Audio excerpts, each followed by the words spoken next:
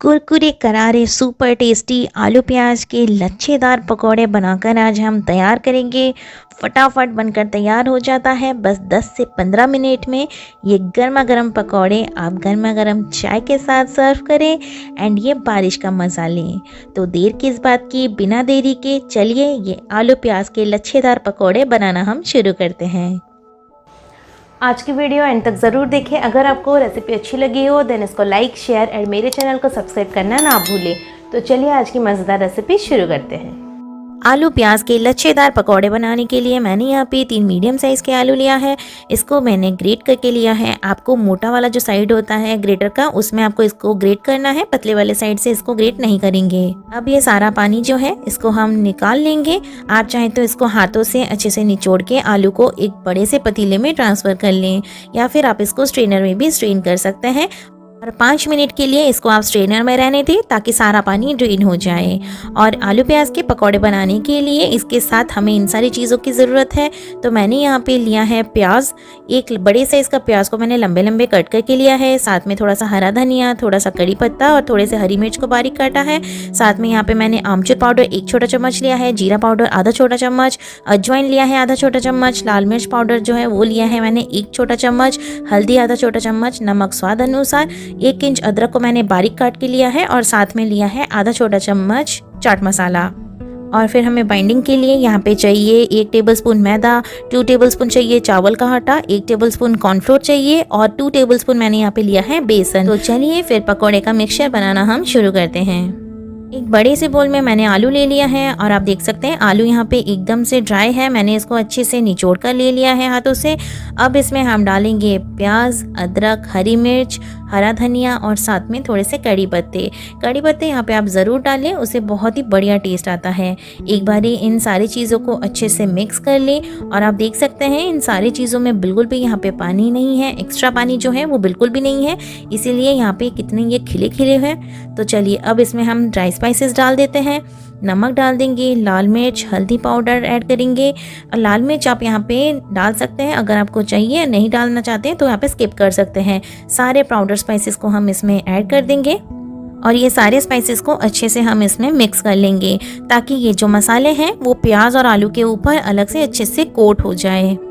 यहाँ पे आपको बिल्कुल भी पानी का यूज़ नहीं करना है। प्याज का जो मॉइस्चर होता है उतने में ही ये जो पकौड़े का मिक्सचर है वो बनकर तैयार हो जाएगा। तो ये देखिए मैंने इसको बढ़िया से कर लिया है मिक्स। अब यहाँ पे हम चावल का आटा, मैदा एंड कॉर्नफ्लोर और साथ में बेसन को ऐड कर देंगे और अब इसको बढ़िया से कर लेंगे मिक्स। ये अभी हम अच्छे से मिक्स कर लेंगे। और अगर आपको यहाँ पे लगता है कि आपका जो मिक्सचर है वो बहुत ज़्यादा ड्राई हो गया है तो यहाँ पे आप थोड़ा सा पानी ऐड कीजिए ताकि मिक्सचर एकदम परफेक्ट कंसिस्टेंसी में आ जाए। बट हाँ, इसको आप जब बना रहे हैं तभी इसमें आप पानी ऐड करेंगे, उससे पहले यहाँ पे बिल्कुल भी पानी ऐड नहीं करना है। कंसिस्टेंसी बिल्कुल आपकी ऐसी होनी चाहिए। अगर यहाँ पे आपका थोड़ा सा मिक्सचर जो है वो लिक्विडी है तो इसमें आप थोड़ा सा बेसन ऐड कर सकते हैं। तो ये लीजिए एकदम परफेक्ट हमारा ये मिक्सचर बनकर तैयार है। तो चलिए पकौड़े फ्राई करना शुरू करते हैं। तो ये देखिए मैंने पहले से ऑयल को गर्म होने के लिए रख दिया था। ऑयल को आपको स्मोकिंग पॉइंट पे गर्म नहीं करना है, थोड़ा सा इसमें गर्म करना है। जैसे ये थोड़ा सा गर्म हो जाए इसमें हम डालेंगे पकौड़े। तो पकौड़े को हमें बिल्कुल ऐसे ही बांधकर हाथ में ऐसे करके ही डालना है।